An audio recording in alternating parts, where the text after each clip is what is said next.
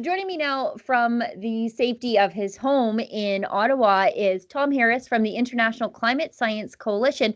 Tom, thanks for joining me. You and I were sort of discussing our interview over the course of the last 3 days, sort of the stuff we wanted to talk about. And you sent me this interesting but not altogether surprising article from the CBC.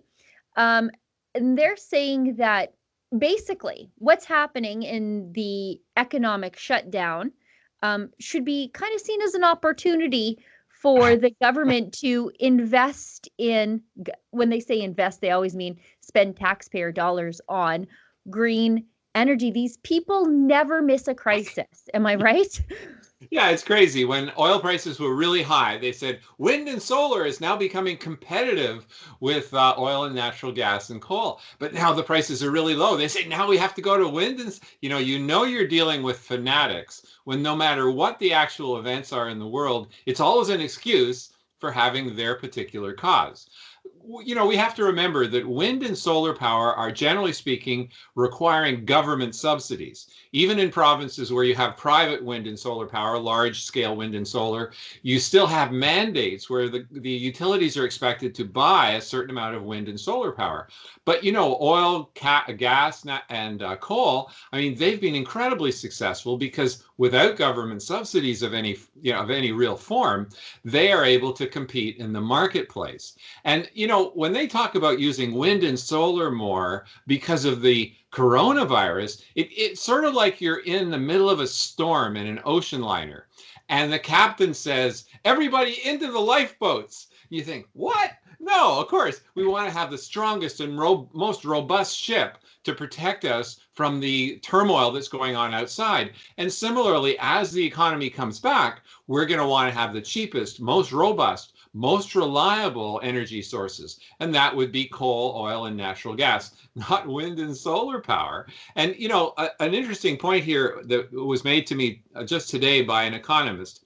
He said, studies in Europe show that the cost of renewables raise electricity's costs for consumers so much that for every job created in the renewables industry, 2 or 3 are lost in the rest of the economy. So in fact, if you push wind and solar power, you'd have a net reduction in jobs.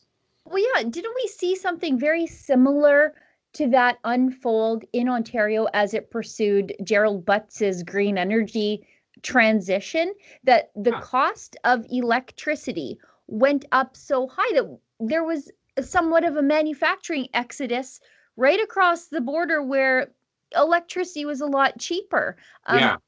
You're pricing these major manufacturers right out of the neighborhood when for your home outside of your mortgage, electricity is often one of the larger bills you have to pay.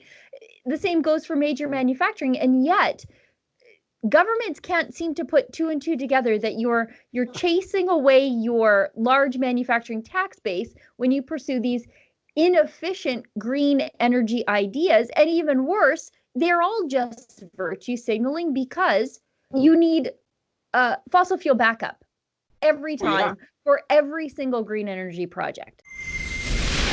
If you'd like to get access to my show, as well as other great TV style shows too, like Ezra's Nightly, Ezra Levant Show, and David Menzies' Friday night show, Rebel Roundup, just go to rebelnews.com/subscribe. That's rebelnews.com/subscribe.